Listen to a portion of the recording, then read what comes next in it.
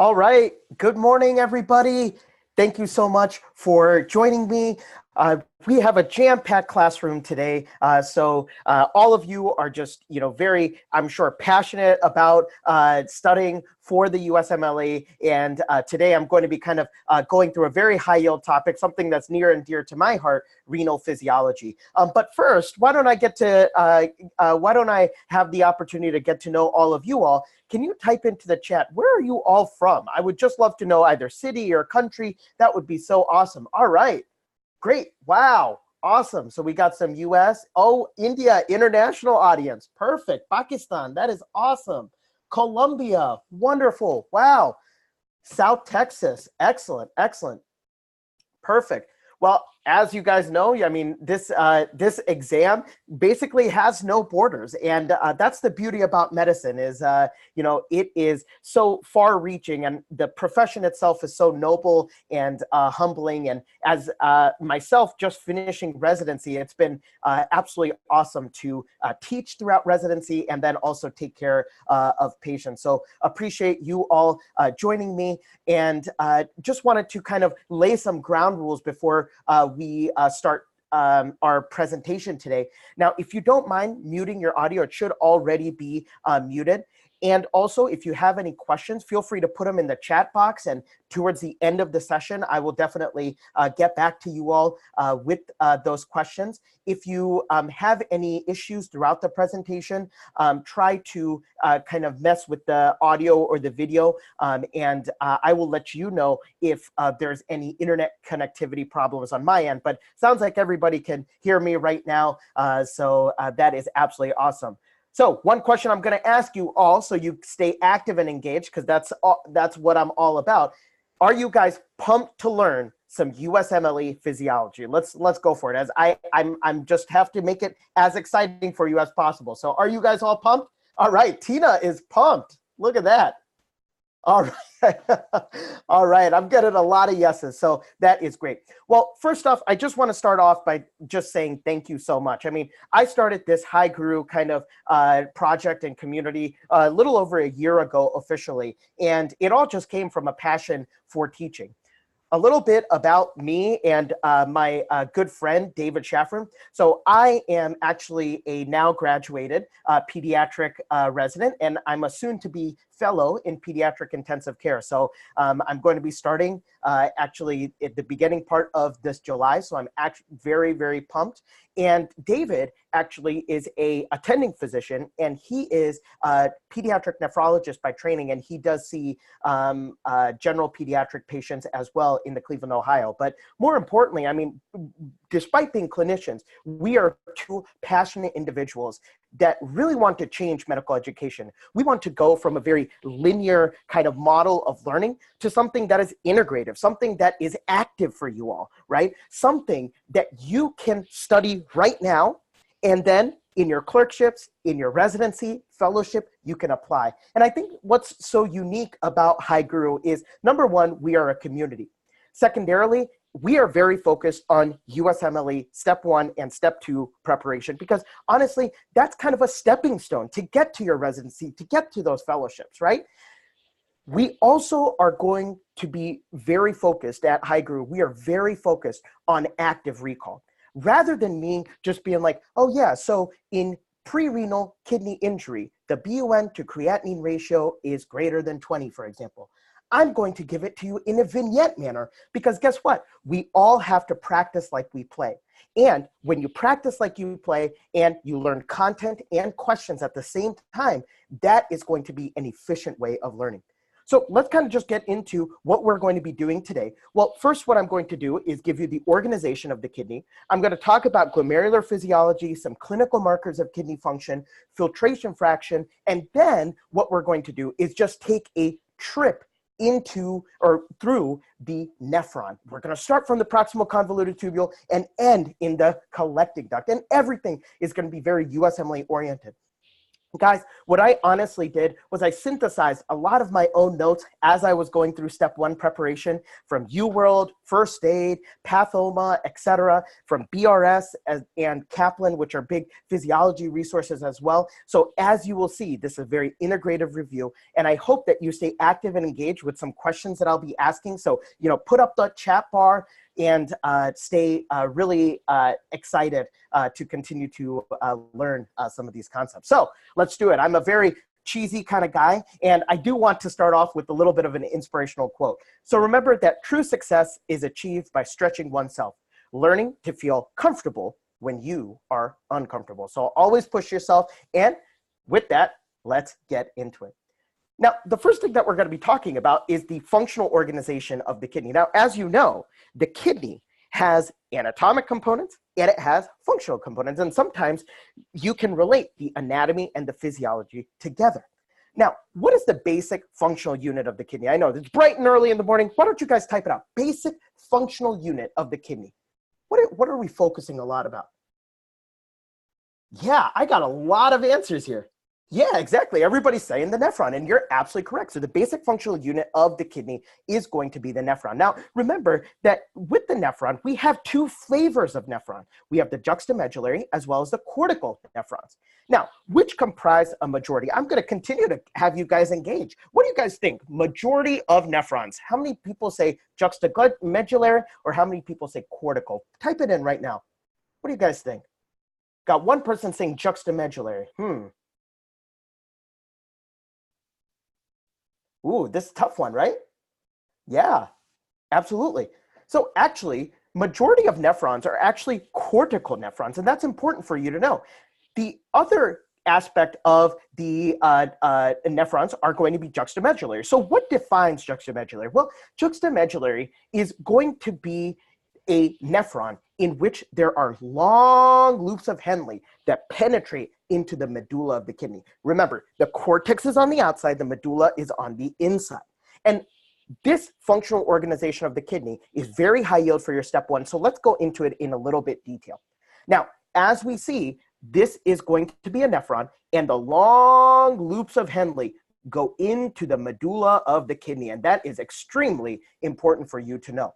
Now, let's go into an application question. A patient with chronic kidney disease is found to be hypotensive in the ICU. What portion of the nephron is most affected by this acute insult? Now, this question, yes, it's an active recall question, it's an application question. And what I want to really highlight is, yes, in this setting, there may be a couple correct answers. However, when we're talking about the difference between juxtamedullary and cortical, what we have to recognize is that the medulla, from a macro anatomic perspective, has a lower PO2, and it is this medulla that is going to be most affected by the acute insult. Another correct answer in terms of hypoxia to the kidney, decreased blood flow in this patient, hypotension, is going to be the proximal convoluted tubule.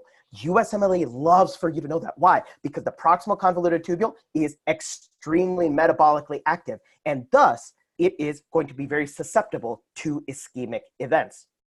Hint, acute tubular necrosis. Very nice bridging pathology there. So medulla as well as the proximal convoluted tubule are going to be two areas that are particularly susceptible to ischemic injury. Now, the key thing for you to know is that the medulla has these long capillary loops, and these long capillary loops are going to be known as the vasa recta. And the vasa recta are actually a branch of the peritubular capillary system, but we're going to get to that. But the vasa recta are a branch of the peritubular capillary system. Now, what we recognize is that there is slow flow through these vasa recta vessels. And so when there is that slow flow, that keeps the PO2, the partial pressure of oxygen of the medulla, lower than that in the cortex. And when the partial pressure of oxygen in the medulla is lower than the cortex, that is the why, the mechanism. Step 1 is all about mechanism. That is why it is more susceptible to ischemic damage. Now, what portion of the nephron is going to be hyperosmotic? Do we think the cortex or the medulla? How many people say it is the either cortex or medulla? Type that in. Ooh, everybody's getting this answer right now. Yes, Exactly. Very good. Very good. Exactly. The portion of the nephron that is hyperosmotic, that is going to be the medulla. Exactly. Have you guys heard of this concept? Counter current multiplier system, right? The counter current multiplier system, the fact that you can concentrate your urine through various different osmolalities of the medulla, that is extremely important for you to know. Okay. And relatively isoosmotic is going to be the cortex. Very good. All right. So next thing we're going to be talking about is why is renal perfusion important? And let's highlight this concept by going through a sample question. So a patient presents with shortness of breath and peripheral edema. He has difficulty lying flat and exam reveals crackles on his lung exam. So as we read this, what do we think the diagnosis is? Shortness of breath, he has edema, he can't basically lie flat. And some people are typing in the chat, you're absolutely correct. Heart failure, exactly. This is all congestive heart failure. And you guys are like, excuse me, this is the renal review, not the cardiac? Well, remember, the body is all connected, right? So the likely presentation here is congestive heart failure. And as you can see, this patient has signs of fluid overload. Now, if we continue on with this vignette, the patient's ejection fraction is markedly low, i.e. under 55%. And his cardiac output is calculated to be 2 liters per minute. Normal cardiac output, about 4 to 5 liters per minute. So this patient has severely compromised cardiac output. Now, what percent of this cardiac output will the kidneys receive? And so what is very important for you to know is that the kidney receives about 20 to 25% of the cardiac output. And I think that is extremely important for you to know, okay? And if we apply this, this patient has a kidney blood flow or a renal blood flow of 0.5. Why? Because here's the cardiac output, and 25% of his cardiac output is going to be his renal blood flow. And that is really, really important because as you can see, normal renal blood flow is about 1.1 liters per minute, okay? 1.1 liters per minute. And that comes from the fact that it is about a fourth of cardiac output. So this is extremely important for you to know for your USMLE questions. And this is all going to be related to how cardiac output is related to renal perfusion. All right? Excellent. Wonderful. So the next thing that we're going to be talking about is not only looking at the cortex and medulla, but we're going to dive into where the USMLE really likes to ask a lot of questions. And that is going to be at the level of the nephron. We have to first get some basic terms out of the way though. As you can see, blood comes in from the afferent arteriole and is going to leave via the efferent arteriole, and here's the glomerulus, right? Now, after the efferent arteriole, this is an important point right here, and not many students know this, and I really want to highlight this. The efferent arteriole, yes, it goes back to the heart after a while, right? But the efferent arteriole, extremely important for you to know, is going to actually continue as the peritubular capillary system. Make sure you recognize that the whole aspect of reabsorption of ions, the reabsorption of the ions from the P area here, PP area, into the actual bloodstream is going to be into the peritubular capillaries, peritubular, surrounding the tubules. And that's high yield for you to know, okay? And we're gonna toy with this concept in the next slide. Now, go back to what we're comfortable with. Yes, this is the glomerular capillaries. Yes, this is the Bowman's space, the Bowman's capsule, okay? And what do you think process 1 is? Process 1 is when you are coming out of the glomerular capillaries, and that is going to be filtration. Exactly, that's going to be filtration, excellent.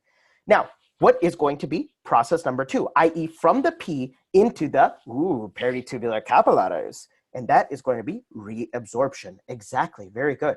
So filtration, reabsorption, and if you go the opposite way from the peritubular capillaries into the lumen of the nephron, you are going to have secretion. And finally, number 4 is going to be excretion.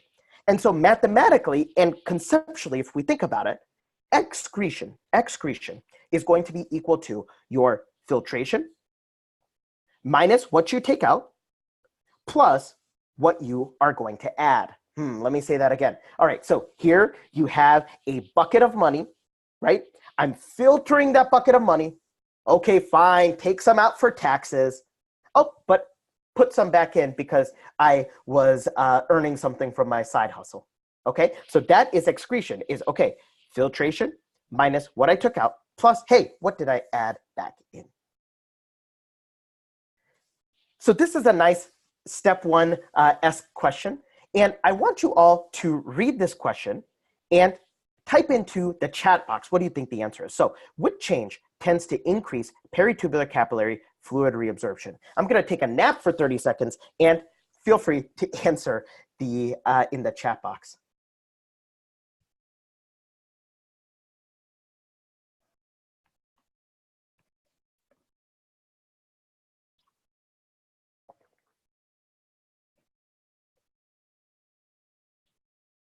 All right, we're getting some E, we're getting some A's, ooh, C's. Ooh, can we get some more? I know there are more people here.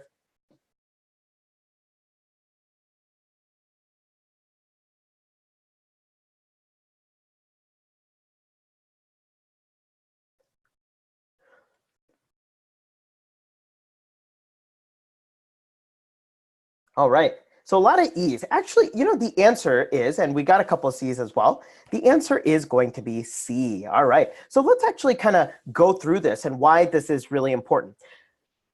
Increased peritubular capillary fluid reabsorption is going to be all related to, particularly, where we have the configuration of the efferent arteriole, what the configuration of the efferent arteriole is.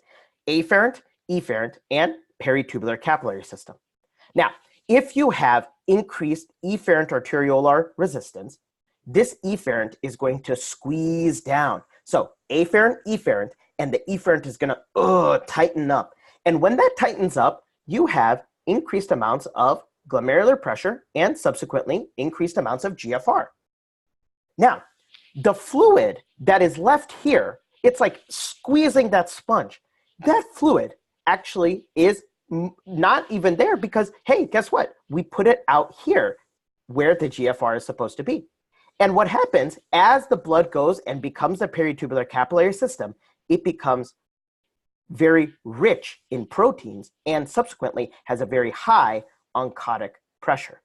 And when it has a high oncotic pressure, it is going to cause you to reabsorb more of the fluid and more of the ions because there is a higher gradient between the lumen of the kidney as well as the peritubular capillaries, which now has an increased oncotic pressure. And that's high yield for you to know. Now, increased renal blood flow may not directly increase the peritubular capillary fluid reabsorption. It just is going to increase the GFR. But if you squeeze down on the efferent, more glomerular filtrate is going to be coming out, and you have a higher oncotic pressure, a pulling pressure in the peritubular capillary space. And that's high yield for you to know. Now, put it right here at the USMLE. Increased efferent arteriolar resistance, they can say, oh yeah, increased levels of angiotensin II. Any state, any clinical vignette that is going to activate RAS. Okay, so these are the two scenarios. And as we know, that RAS and the angiotensin II concentrations are going to affect the efferent arteriole. All right, continuing on. When we talk about the glomerular physiology, I want you all to answer this question. So a patient is found to have elevated angiotensin II concentrations. What effect would this have on glomerular hydrostatic pressure? We just actually talked about this. What do you guys think? What effect would increased angiotensin II concentrations have on glomerular hydrostatic pressure? I'm seeing a lot of yes, very good. It is going to increase. And the mechanism here is that you have efferent arteriolar constriction. Let's go through it again. Afferent, glomerulus, efferent. If you have constriction of the efferent, you are going to cause a lot of glomerular back pressure, and that is going to increase your GFR and obviously increase your glomerular hydrostatic pressure. Now, a patient is placed on NSAIDs for osteoarthritis. This is a very high yield USMLE vignette. Now, what effect would this have on glomerular hydrostatic pressure? Ooh, this is interesting. So NSAIDs, go through what the mechanism of action of NSAIDs is. NSAIDs is a COX inhibitor, And downstream, as it affects the arachidonic acid pathway, it is going to reduce the amounts of prostaglandins. If it reduces the amount of prostaglandins, guess what? Your afferent arteriole is not going to stay as open. Afferent arteriole is not going to stay as open because remember, prostaglandins vasodilate things. And if your afferent arteriole is not going to be as open, guess what? Well, you're going to have decreased glomerular hydrostatic pressure. So the mechanism here is that when you inhibit prostaglandins by giving NSAIDs, you are going to decrease glomerular hydrostatic pressure because prostaglandins, normally prostaglandins keep the afferent arteriole open. Summary here, afferent arteriole under the control of prostaglandins. Efferent arteriole under the control of angiotensin II. And I love for you to make that distinction in your mind because USMLE questions are going to kind of play with that adage, okay? For example, the NSAIDs question, we're going to be talking about the afferent. For example, increased amounts of aldosterone secondary to increased amounts of RAS, that's going to be the more efferent, okay? Excellent. So let's kind of go through this a little bit more, and these are all from your high yield resources. As we see, if we constrict the afferent, or the efferent arteriole, as we constrict the efferent arteriole, which is right here, you are going to increase your capillary glomerular hydrostatic pressure and increase your GFR. And that is extremely high yield for you to know. Actually, one of the other questions that they can ask is a diabetic patient who comes in with proteinuria. Why is that? Well, as you remember from pathoma, in diabetes, you have preferential non-enzymatic glycosylation of the efferent arteriole. And that preferential non-enzymatic glycosylation of the efferent arteriole is going to cause you to have a narrowed efferent arteriole, a subsequent higher glomerular capillary pressure, and an increased amounts of GFR. Yay, the diabetic had increased GFR. Well, if that stress continues for a prolonged period of time, well, guess what?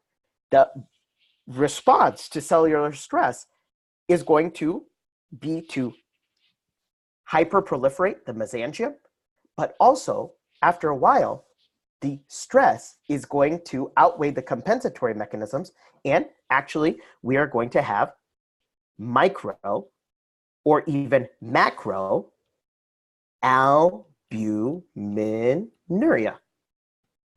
And when you have micro or macro albuminuria, that is going to kind of represent that there is some element of glomerular damage, and that is probably due to the non-enzymatic glycosylation of the efferent arteriole causing that back pressure.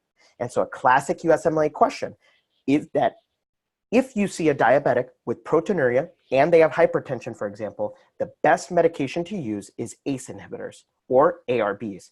And the reason why is because ACE inhibitors and ARBs reduce angiotensin II concentrations and thus reduce the efferent constriction, subsequently decreasing the glomerular capillary hydrostatic pressure. Okay, very important, and I want to integrate all of this in as we are preparing together. Very good. All right, so this slide is straight from BRS, and what this basically tells us is that if you have increased efferent arteriole constriction, you are going to have a higher oncotic pressure in the, where? Peritubular capillaries. There they are again. And that higher oncotic pressure in the peritubular capillaries is actually going to cause us to reabsorb more water and reabsorb more ions. The gradient is going to be more favoring for reabsorption. That makes sense. In a very stressed state, in an increased aldosterone state, in a sympathetic state, you want to actually hold on to things. And it's all based on the fact that you squeezed a lot at the efferent arteriole. Now, this goes back to our question with the NSAIDs. And the NSAIDs, remember, reduce PGs, prostaglandins. And if NSAIDs reduce prostaglandins, you get constriction of the afferent arteriole, less blood going into the system, you have less glomerular capillary hydrostatic pressure, and you have decreased GFR. And so on the USMLE, whenever they have a patient who comes in and in the vignette, they say, a patient with history of osteoarthritis, I want you all to think in your mind, hey, make sure they're not testing me on the complications of NSAIDs. Complications of NSAIDs, let's go. Kidney is one of them. Decreased afferent arteriolar kind of tone, and you're going to have constriction of the afferent arteriole and subsequent decrease in renal blood flow. Second question that they can ask is going to be that, hey, NSAIDs affect platelet aggregation. Yeah, NSAIDs affect platelet aggregation. And so that could actually cause these patients to bleed a little bit more. Third question that they could ask is NSAIDs can cause a gastritis picture. And that is because prostaglandins are very important in increasing the mucus, that mucus layer of the gut. And so when you have reduced prostaglandins, reduced mucus layer, acid can then win and you can have that irritation. So as you can see, from NSAIDs, I kind of took all the different vignettes and kind of packaged them together for you because I want you all to learn in a clinical, vignette-based, application, mechanistic way that is very integrative. All right, very good, excellent. Are you guys hanging in there? Let's get like a whoop whoop or a yes, yes in the chat box. All good. Yeah, very good. Wonderful. Wonderful, wonderful. All right. And those people who have their hands raised, I will definitely answer all of your questions. I will definitely answer all of your questions as soon as I'm done. But yep, perfect. Excellent, excellent. Wonderful. All right. So continuing on, a patient with diabetes is, oh, sorry about that. A patient with diabetes is found to have a blood pressure at the outpatient visit of 145/94, so a little elevated. He has started on an ACE inhibitor. What effect would this have on glomerular hydrostatic pressure? ACE inhibitor, what effect would that have on glomerular hydrostatic pressure? Let's get a up or a down in the chat box, up or a down. And you guys are all understanding the concept. Yes, yes, yes. Very good. Decreased. Mechanism here is ACE inhibitors inhibit angiotensin II, and that mediates the tonic control of the efferent arteriole. Very good. Excellent. All right. Next concept we're going to be talking about are two, okay? One is going to be GFR and knowing renal plasma flow and renal blood flow. Now, what is going to be the normal GFR? Well, the normal GFR is about 120 mLs per minute. Do you need to know that number, like right off the top of that? No, but at least it gives you some context, okay? A patient is found to have a low GFR. The medical student, what an awesome medical student, would like to manually calculate for his patient the GFR to impress the attending. Nice. What is the ideal substance the medical student can use to measure this value? So the ideal substance to measure the GFR is actually going to be inulin. Yeah. And the unique property of inulin, the most ideal substance, is that inulin is filtered, but it is not reabsorbed or secreted. It is the true marker of GFR because, again, it is filtered and nothing is touching it. You're not taking it out or you're not putting anything back in. And that means that the clearance of inulin, clearance, which is basically the urine concentration times the volume of urine over the plasma concentration, the clearance of the inulin is equal to GFR. Okay, very important for you to know. Now, what segment of the nephron has the highest concentration of inulin? And that is basically where there's less water, because the less water in the lumen of the nephron is going to mean that there's a high concentration of inulin. And where do we concentrate majority of our urine and, hey, majority of inulin? Well, yeah, in the terminal collecting duct, exactly. In the terminal collecting duct, remember, those aquaporins insert and cause you to reabsorb more water. Now, the segment of the nephron that has the lowest concentration of inulin actually is going to be in the Bowman space. There's no reabsorption of water, and this is going to be filtrate that is going to have both water as well as inulin. So, clinically, what we use to help us evaluate GFR is going to be creatinine. Exactly. The clearance of creatinine is going to be the practical or the clinical marker we use. Now, the unique property of creatinine is that creatinine is going to be filtered just like inulin, but hey, guess what? There is some secretion. Whereas inulin, there was no secretion, but hey, creatinine, there is a little bit of secretion. And so based on this, we will kind of understand that creatinine is actually going to overestimate your GFR by about 10%. Creatinine, because there's a little bit of secretion, it overestimates your GFR by 10%. Next concept we're going to be talking about is going to be renal plasma flow. Now, renal plasma flow is about 600 mLs per minute. Okay, fine. Do you have to know that number? Memorize it? I don't know. But guess what? I first want to just talk to you from a hemonc perspective. What is plasma? Well, right now, if you kind of cut your skin and you saw the blood, and from the blood, it's like you were in a grocery store and you said, let me take out RBCs, let me take out WBCs, let me even take out the platelets. You would be left with the extracellular matrix of the blood, and that is going to be plasma. So plasma is the extracellular matrix of the blood. There's no RBCs, there's no WBCs, and there are no platelets. And what we understand is that plasma makes up about a little over half of the total blood volume, of the body's total blood volume. And remember on our first slide when we said the renal blood flow is about 25% of cardiac output? Remember we said the renal blood flow is about 25% of cardiac output. And this renal blood flow is about 1.1, right? That's 21% or 25% of that 4.5, about 25% of that 4.5 liters per minute of cardiac output. So that's where we got that 1.1.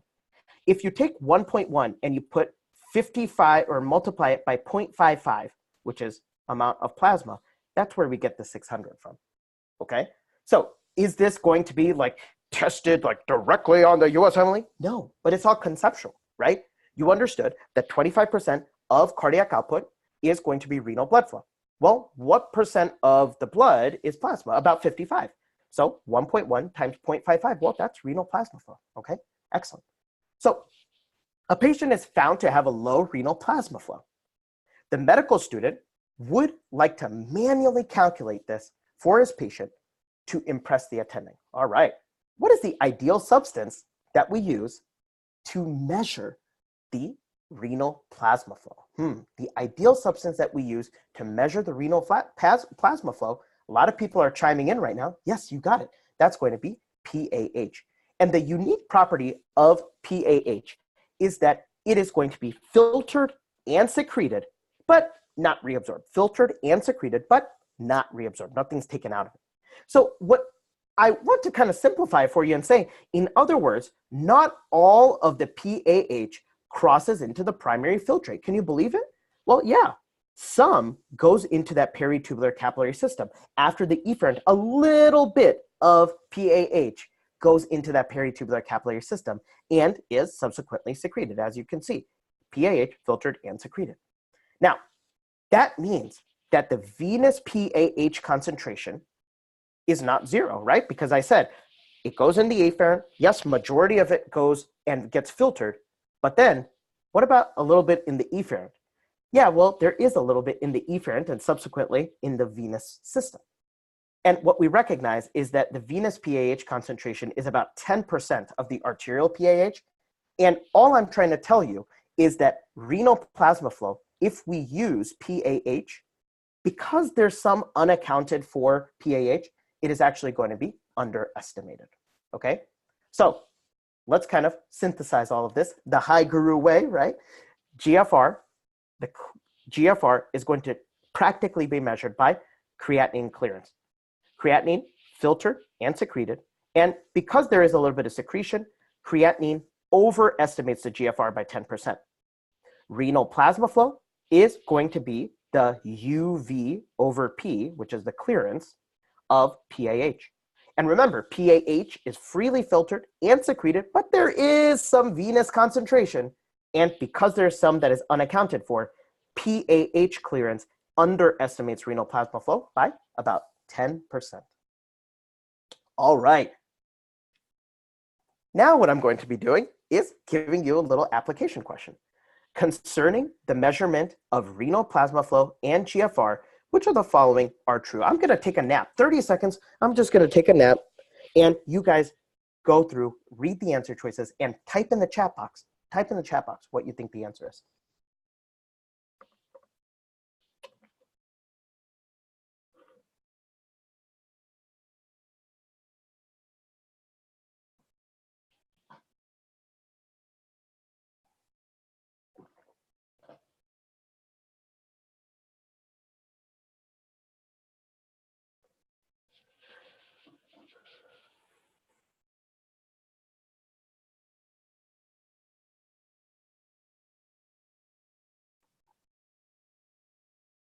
All right.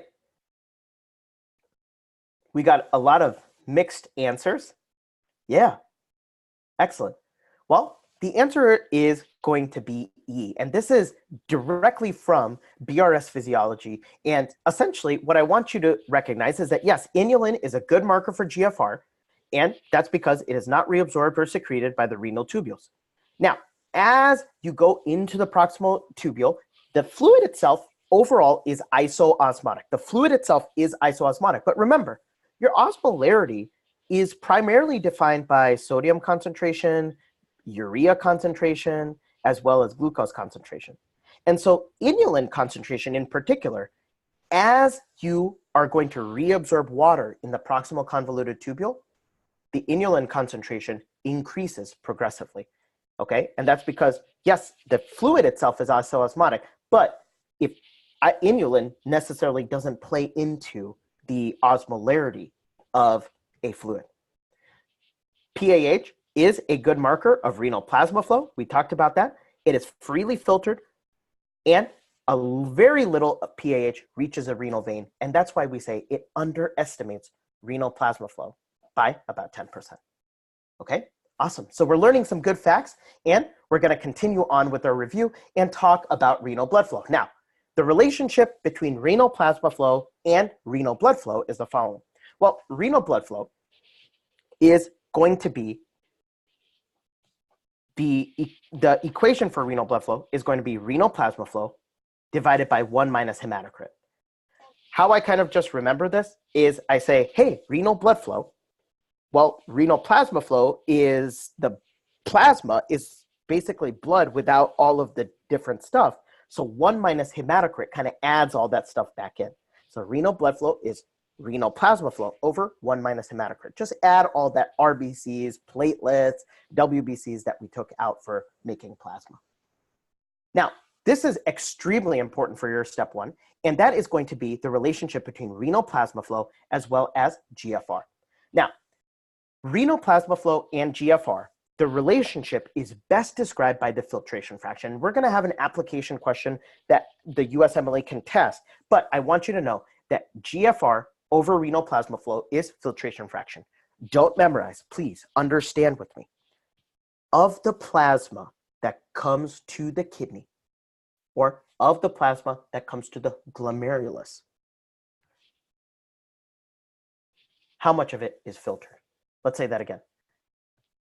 The filtration fraction is a fraction of what comes in, renal plasma flow, that is filtered across the glomerular capillaries. So basically, what comes in, what percent of that is going to be kind of filtered out?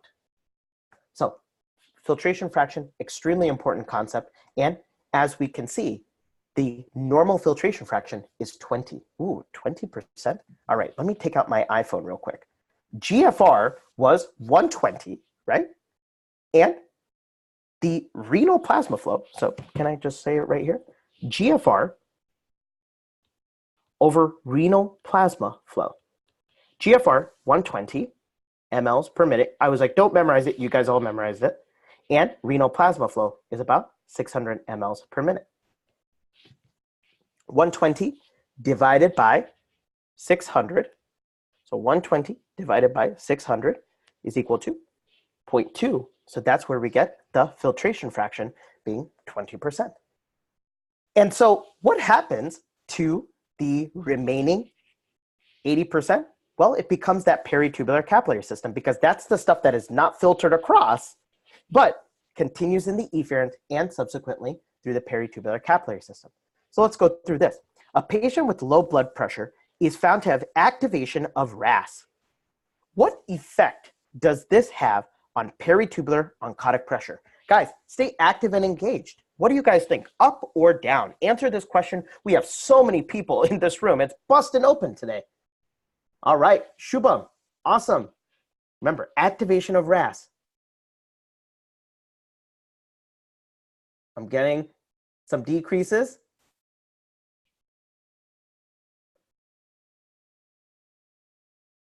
Answer is going to be actually increases. Let's go through this, okay? Again, I can't just sit here and read you first aid. I'd be doing you a disservice if I just, in a linear way without application, renal plasma flow, I'd be doing you a disservice. Let's go through this. Afferent, glomerulus, efferent. RAS, remember, constricts that efferent a little bit more than the afferent. Preferential constriction, right? Angiotensin 2. And you squeeze more GFR out, more fluid out, and in the peritubular capillary system, because you squeezed all that fluid out, the oncotic pressure, the pulling pressure, is going to increase. And that's why in that state, you're reabsorbing more. Very important concept. And the explanation is that increased peritubular capillary oncotic pressure downstream is going to translate to increased proximal tubule reabsorption, okay? Because it's a more pulling gradient. Very good. Excellent, excellent. And this just says efferent arterial and then peritubular capillaries. Here we have an old man who presents with flank pain and hematuria. Anytime I see flank pain and microscopic hematuria, flank pain plus microscopic hematuria, I am particularly thinking about nephrolithiasis on the USMLE. Exactly, stone. Very good, Shubham. On CT, he is found to have dilation of the right ureter representing obstruction. What effect will this have on GFR, renal plasma flow, as well as filtration fraction? So I will go through and answer this question for you. As you can see, this is going to be the kidney, and the glomerulus is within the kidney. There's a stone right here, and that is causing a lot of back pressure. Now, that back pressure is going to decrease our GFR. Again, if we look at the glomerulus, the true explanation is we have increased hydrostatic pressure of the interstitial fluid or of the Bowman space, same thing. Increased hydrostatic pressure of the interstitial fluid or the Bowman space, and that is because of the obstruction, the post-renal obstruction that we have. Now, typically, this doesn't change your renal plasma flow until much later. If you have much severe damage, then you're going to actually change your renal plasma flow. But if you decrease your GFR and you basically, at this point, don't change your renal plasma flow, the kind of concept that I'm going to be illustrating to you is that you have a decreased filtration fraction. And that's because of this whole paradigm, okay? So as you get the actual intrarenal damage, yes, your renal plasma flow can decrease, but the whole notion is that because you increase the hydrostatic pressure of the Bowman space, you are going to be getting a reduced GFR. All right, excellent. Next concept that I want to illustrate to you is going to be the concept of splay and glucosuria. Very good. Obese woman is found to be diabetic. Her fasting glucose is 253. What will a urine dipstick likely show? Well, the concept that I'm trying to go for here is that if you have an elevated, very elevated serum glucose, your serum glucose is going to actually start spilling into the filtrate, i.e., the urine dipstick can show trace glucosuria. And the essential physiologic concept that explains this phenomena is going to be splay. Now, the mechanism here for splay is kind of twofold. Number one, why do you have splay? Why do you have splay? We'll look at a chart. But the reason you have splay is because you have this low affinity of sodium and glucose co-transporter. They're kind of transiently attached. Thus, near your transport maximum of glucose, which basically means the transport maximum is going to be that threshold in which glucose can no longer be pulled back into the body from the urine. Near Tm of glucose, essentially, there is this transient kind of affinity, and glucose will be excreted into the urine because there are few remaining binding sites where it may reattach. Okay, so that low affinity and the fact that as you go towards the Tm, both of these contribute to splay. Now, secondarily, the heterogeneity of nephrons, the fact that all nephrons are not created equal, also is going to be a mechanism behind splay. And so as we recognize that the Tm for glucose is going to be essentially reflective of the whole kidney, and that whole kidney transport maximum is basically the average of all of the nephrons. So some nephrons will reach Tm and give you glucosuria very quickly. Well, very quickly. Whereas some take a little bit longer. So twofold concept: affinity for the sodium glucose transporter, as well as the heterogeneity of the nephrons. And this is going to be from your boron and BOPEEP big physiology textbook. But essentially we see on the x-axis, this is how I like to tell you to answer all USMLE questions. On the x-axis, you want to orient yourself. This is plasma glucose. And on the y-axis, you have filtered load, reabsorption, or even excretion. But basically, has all these concepts that we talked about of glomerular physiology. At this threshold of about 200, you start having threshold of 200 serum glucose. You start having some glucose that starts going into the pee. And at this threshold, we try to say that the filtration is equal to reabsorption. The amount of glucose that is filtered is going to be reabsorbed. But as we start increasing from that 200 number, well, yeah. If we get to 250 to 350, we are going to be in this gray zone that we talked about called splay, in which you likely will have a little bit of glucosuria. And as the serum concentration of glucose increases, you will eventually reach Tm, and Tm, which is around 350 serum glucose, your filtration is going to just outweigh your reabsorption. That means what?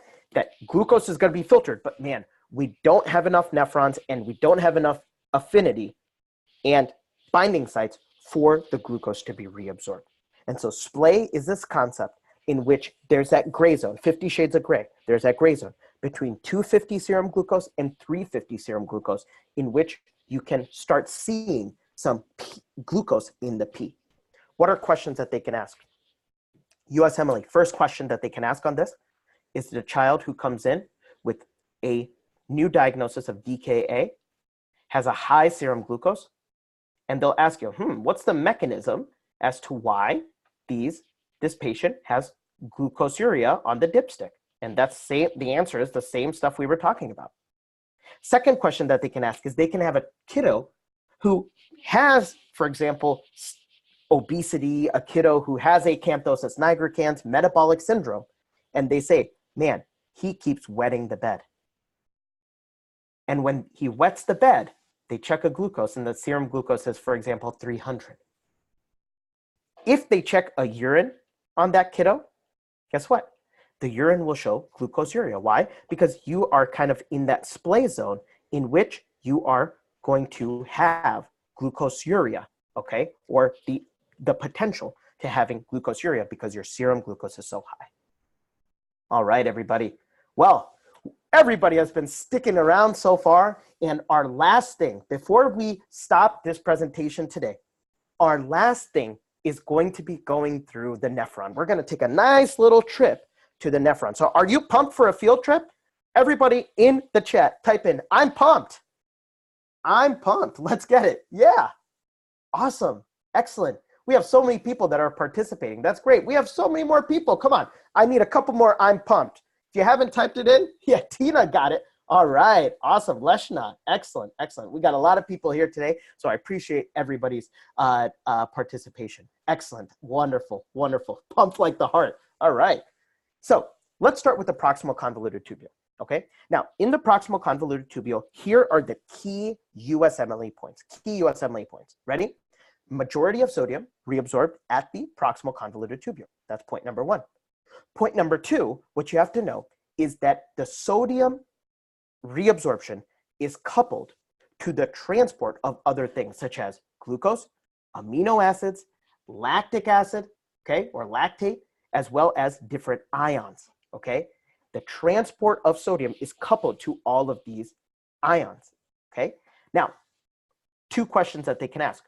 This is going to be an example of secondary active transport. And that's high yield for you to know that this is an example of secondary active transport because we are using this basolateral sodium potassium ADPase to drive the reabsorption of the other ions.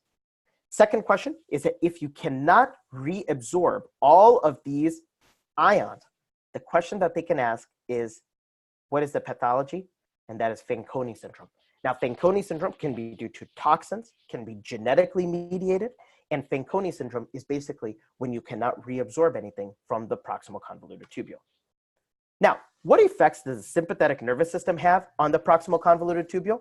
Well, the sympathetic nervous system upregulates the sodium potassium ATPase, and it enhances the fraction of sodium reabsorption. And that makes sense because you are going to need more to be coming in. As you understand, about water, chloride, and K are going to actually be reabsorbed here as well. And K and Cl actually are going to be reabsorbed via what we call a paracellular transport, in which it is between the renal proximal convoluted tubule epithelial cells. Now, the majority of the filtrate that is filtered and reabsorbed, what do you think? By the end of the proximal convoluted tubule, what do you think? Are we hypoosmotic, hyperosmotic, or isoosmotic? And I actually gave this answer already, but let's see if you were listening. Majority of this filtrate, is it hypo, hyper, or iso? And I'm getting a lot of isos. Excellent. Very good, guys. Wonderful. All right. And so the majority of the fluid by the end of the proximal convoluted tubule is isoosmotic. And that is high yield for you to know that it is isoosmotic. Continuing on, let's go through a USMLE question. A patient with diabetes is going to be on a new drug, and this new drug affects the proximal convoluted tubule. What is the likely mechanism of the drug? So diabetes. What we are going to see in diabetes is that we need to reduce sugar concentrations, right? How do we reduce sugar concentrations and relate it to nephrology?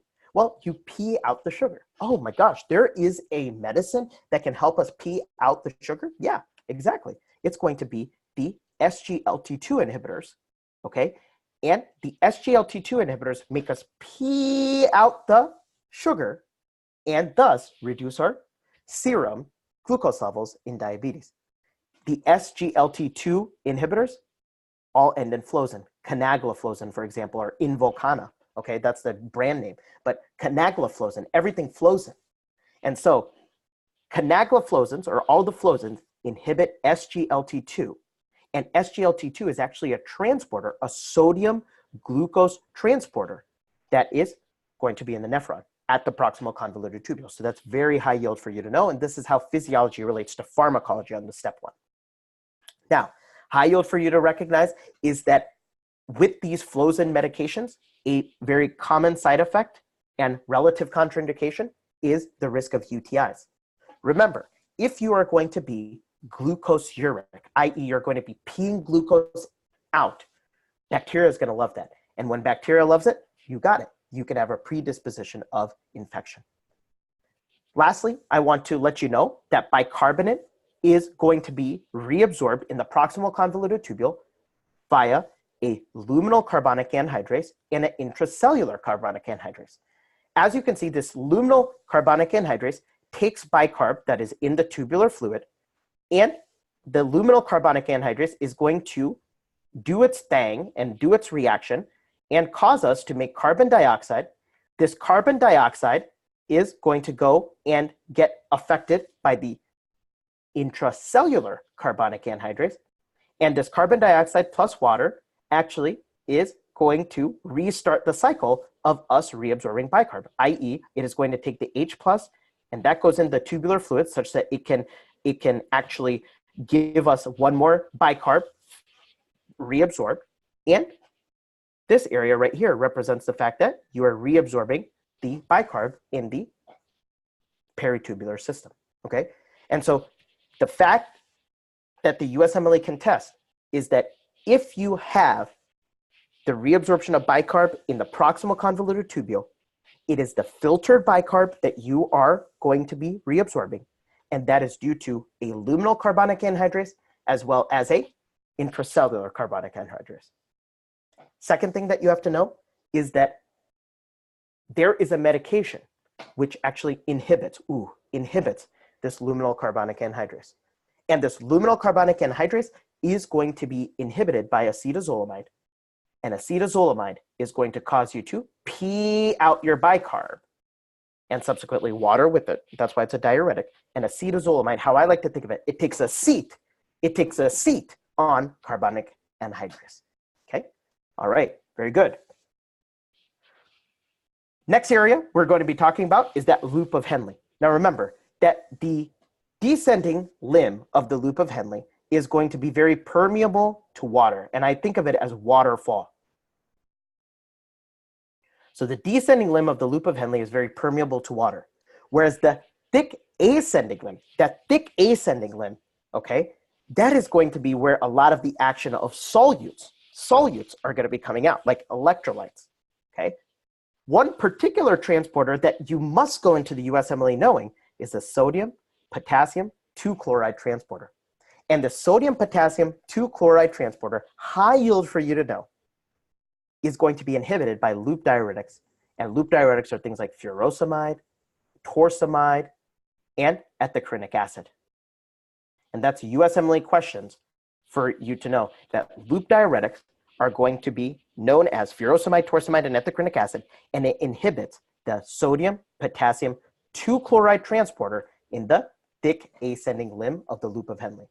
Okay, this is the diuretic that we use in the clinical setting when we want to get fluid off really quickly. We use Lasix, which is furosemide. We use it very quick, and that takes a lot of fluid out, makes you pee out. So in a patient who has heart failure, for example, who is very fluid overloaded, we're going to use the diuretic furosemide for the relief of the fluid overload, okay? And so descending limb, permeable to water, ascending limb, permeable more to solutes. Think about this important transporter. All right, next area that we're going to be talking about is the distal tubule. You're like, I'm really tired right now. I'm really tired. Well, come on, get energized, right? We're going to be almost done after we talked about the distal tubule and the collecting duct, and then bye-bye, see ya, right? No, I'm just kidding. So distal tubule, what we have to recognize is that there is an important sodium chloride symporter in the distal convoluted tubule. Now, the symporter, which is the sodium chloride symporter, that is actually inhibited by thiazide, and the name for thiazide is basically hydrochlorothiazide. Hydrochlorothiazide inhibits the sodium chloride symporter. Now, can I make a little riddle for you? Furosemide is to the ascending loop of Henle, as thiazides are to the distal convoluted tubule. Furosemide and loop diuretics inhibit the sodium potassium 2-chloride transporter, whereas thiazide diuretics inhibit the sodium chloride symporter. The parallel, the compare and contrast, that's how you study, that's how you promote memory. And so this section is impermeable to water. You're pulling out more solutes, and that's why your osmolality actually decreases even further because you're pulling out so much solutes. In fact, a little fun fact, the distal convoluted tubule has the lowest osmolarity of the entire nephron, and that's high yield. Now, one other concept that I just want to illustrate right here is the fact that parathyroid hormone actually acts at the distal convoluted tubule. So this is a good endocrine tie-in for your step one, is that if they ask you, what is the mechanism by which parathyroid hormone increases the calcium reabsorption? Well, yes, it has an effect on the proximal convoluted tubule because a lot of electrolytes are reabsorbed, such as calcium, at the proximal convoluted tubule. However, parathyroid hormone primarily affects the distal convoluted tubule and causes you to reabsorb that calcium, okay, at the distal convoluted tubule. And that's high yield for you to know. Okay, all right, excellent. Next area we are going to be talking about is the collecting duct. We are almost done. We are almost done. And there are two cells in the collecting duct, okay? Two cells. And that is going to be the principal cells as well as the intercalated cells, okay? Now, the first thing that I want you to know is that principal cells are all related to aldosterone, ADH, and subsequently aquaporins. Whereas intercalated cells, they're all about acid. So let's start with the principal cells. The principal cells are going to be controlled or be affected by the principal cells affected by aldosterone, okay? Now, aldosterone is going to cause you to upregulate ENaC channels. And the USMLE really likes to know that what is the mechanism for the reabsorption of the sodium, okay? The reabsorption of the sodium is going to be via aldosterone promoting ENaC channels to be inserted into the lumen of the principal cells such that you reabsorb the sodium. Very high yield for you to know. Now, a patient has an aldosterone secreting tumor. What effect does this have on principal cells? Well, I just gave you the answer, and that is the upregulation of the ENaC channels via the principal cells. Now, why don't we answer this? What effect does ADH have on the principal cells? Why don't you guys put that in? And I'll answer your guys' questions soon, but why don't you guys put that in? What does ADH do to the principal cells? What does ADH do? Insertion of what? What protein? What do you guys think? Yes, people are putting it in. Yes, very good. Sarah, excellent. Yeah, be confident. Yes, wonderful. So yes, you have the insertion of the aquaporins. So aldosterone causes the increased ENaC, whereas the ADH causes the increase of aquaporins. Aquaporins all related to water. The receptor that ADH acts on, again, this is USMLE first aid endocrine. I'm not BSing you here. The receptor is going to be the V2 receptor. And the V2 receptor is going to be the receptor that ADH acts on in the principal cells. And the V2 receptor acts via GS pathway. Now, a biochemistry integration for you. What amino acid is the precursor for ADH? And that is going to be arginine. Arginine is the amino acid that is a precursor for ADH. All step one, integrative, question-based, active recall. That is the name of the game, ladies and gentlemen. So why don't we go on to this question right here, okay? And I want you all to take 30 seconds and answer this question. So within 8 hours following large intravenous aldosterone infusion, which of the following are clinically evident? All right, wonderful. Why don't you think about this?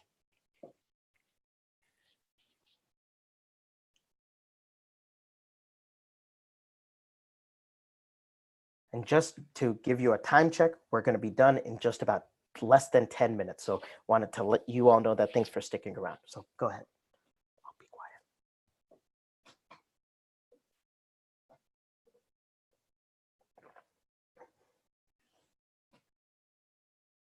All right. I need more people to answer. I need more people to answer. We have about 50 people in this room. Come on. All right. Yeah. Awesome. Wonderful. And the answer is going to be C. Ladies and gentlemen, please know that if you know aldosterone and the renin-angiotensin-aldosterone system, you will do so well on your step one. Why? It's an important concept. There are many questions that are derived from this. Well, let's go through it. Ready? Aldosterone brings in the sodium from the urine.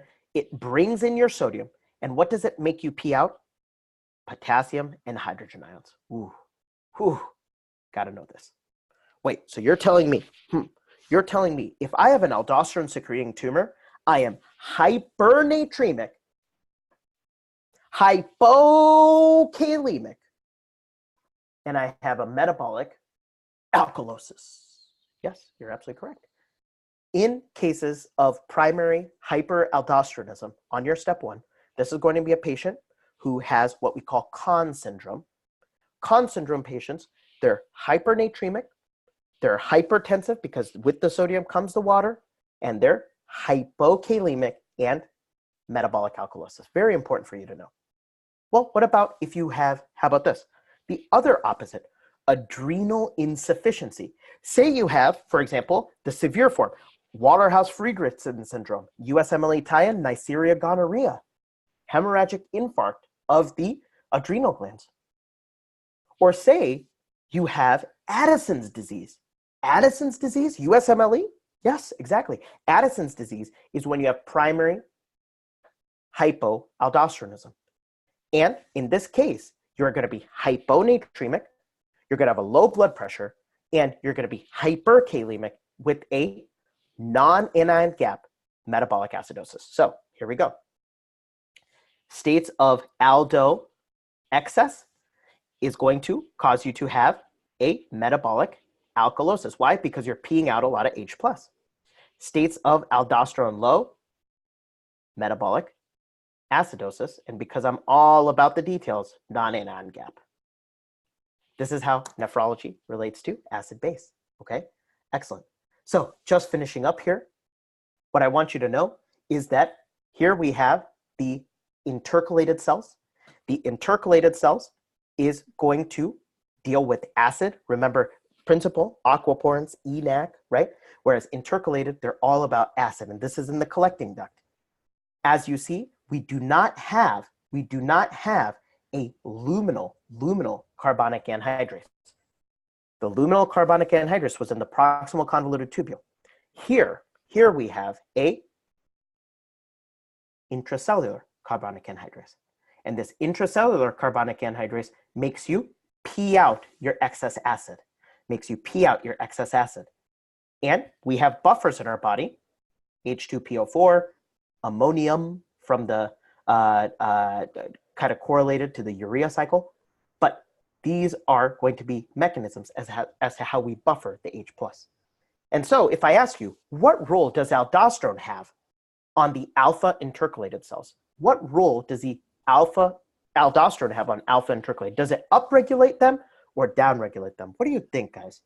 Does alpha intercalated cells, what does it do? And people are so right when they say upregulate. Yeah, remember, it is going to upregulate the H-ATPase.